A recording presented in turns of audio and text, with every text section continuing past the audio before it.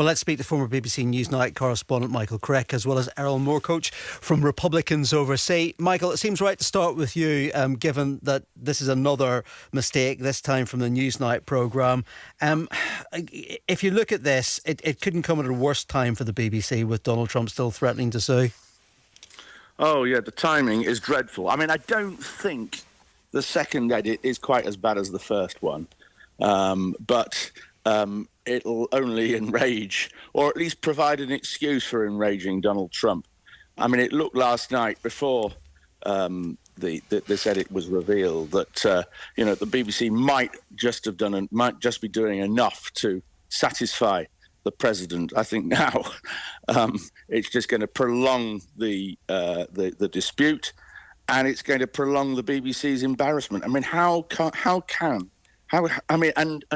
it's particularly astonishing that not only did this second Newsnight edit occur a couple of years ago, but at the time, live on air, one of Trump's former staff actually objected to the way in which Newsnight had edited this. Edited the speech from 2021, and nobody has raised this fact on either side of the Atlantic in the last 10 days, while the other row has been going on. Yeah, and ironically, it was somebody who's no longer a great fan of Donald Trump in terms of Mick Mulvaney.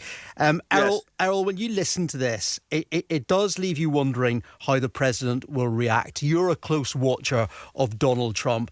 Do you think this is something where he will graciously accept the apology, or do you think it comes down to whether or not he wants to see the BBC in court? Because you look at the BBC lawyer's letter, and it makes clear that they don't think there is a case here. Well, of course, that's their lawyer's job. I think the president absolutely is going to follow through with this lawsuit.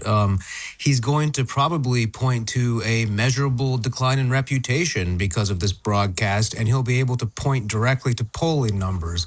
The fact that the broadcast aired in the UK, but also across transnational borders, also with the repetitive sort of precedent that comes out. This is the second time it's come. Is there going to be a third one?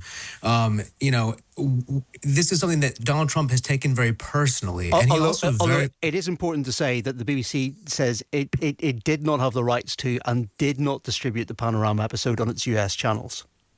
Yes, no, I totally believe the BBC has every argument in their bag, but Donald Trump is going to go after them because for the last 10 years, the BBC and certain other publications, to Donald Trump and his supporters, he feels has treated them very unfairly. And now he has them dead to rights, and he's going to take them to the whistle. And probably they're going to end up having to settle alongside many other venerable news organizations that have had to bend the knee to President Trump. Although those other news organizations, you could make an argument that some of them were settling for lots of different reasons. If you look at CBS, for example, there were lots of talks about mergers there, what was going on. The BBC might be in a slightly different position with licence fee payers, Michael, and that becomes a very different issue about whether you start to pay money to a US president over this issue. Yeah, I mean, let's make it clear. There was no damage to Trump in the United States because of either of these broadcasts. And, and it's fanciful to think that there was. And indeed, if there was damage to Trump because of one of these broadcasts, why has nobody of the 300 million or how many it is Americans there are these days raised it? Why did nobody point this out to Trump at the time? Why did nobody on the other side of the Atlantic make a complaint at the time? The BBC should not pay Trump a single penny or a single cent. It should apologise because it was wrong what the BBC did, but there is zero damage. And in a libel suit, either in this country or in America, you've got to show damage. Furthermore, in America, actually, the libel laws are even tougher in terms of the complainant, and that there are all sorts of clauses about political figures and so on. And for a libel suit to work in America, you've got to show malice. Now, I don't think there was malice involved here.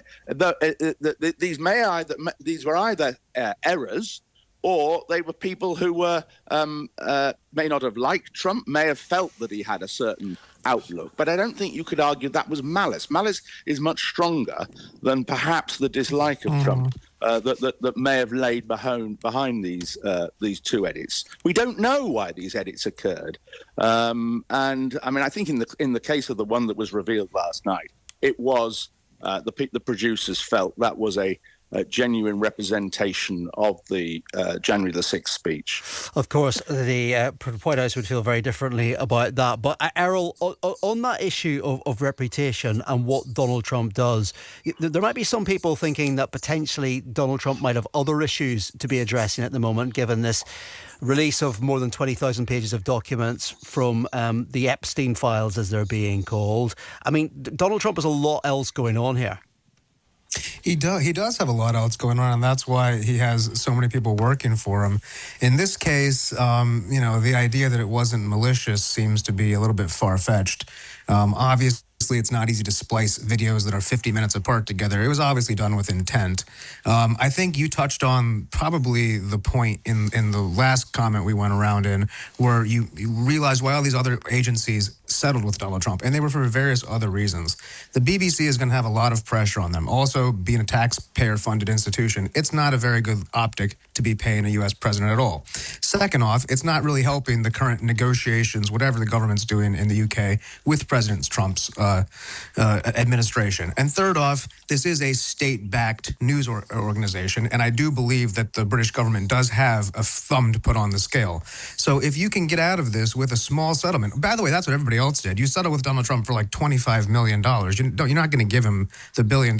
It's publicly funded, just to say, by the way, it's publicly funded as opposed to state-backed, but that's a slightly different thing. Well, okay, but the public is semantics. But the point is that the money is coming from the taxpayer, and the taxpayer and we see this also, by the way, in the U.S. as the same way we see NPR in some respects as sort of state-backed. So I'm not sure the differential there. But the point is there, you probably are going to want to settle with Donald Trump. Yes, you can fight him. And yes, in the U.S., much stronger libel laws, much stronger First Amendment. And you have a much stronger case. But do you really want to spend your time fighting some random no-name lawyer that Donald Trump's going to stick on this and have him go at the BBC like a rabid dog? Or do you want to just settle up and pay the tax that Donald Trump is obviously charging? Maybe the BBC. That's my suggestion. Well, maybe the BBC will fight it on the point of principle, because it does become a point of principle for the BBC. But Michael, on that point, just finally, it is worth just looking back on the week for the BBC being very damaging. It's felt like a long time already since Sunday, whenever we got those resignations of the Director General and the head of news. As somebody who's worked inside the corporation, seen this be through crises before, what do you make of the way it's been handled this week? Well, it has been handled very badly by the senior BBC executives, without a doubt, and they should have acted much sooner on the first instance of a wrong edit from last autumn. But let's stress here, for a start, the BBC's income doesn't actually come out of taxes. The licence fee is paid by individuals, some of whom don't pay income tax.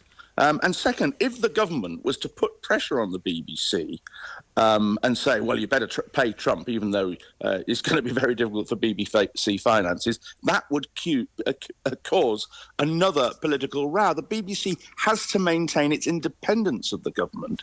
And I think we have to hope that the BBC carries on defending this libel claim in the way that it has already done so in the statement it put out last night. Well, we'll wait to see how Donald Trump responds. Michael, Errol, really appreciate your time. Thank you.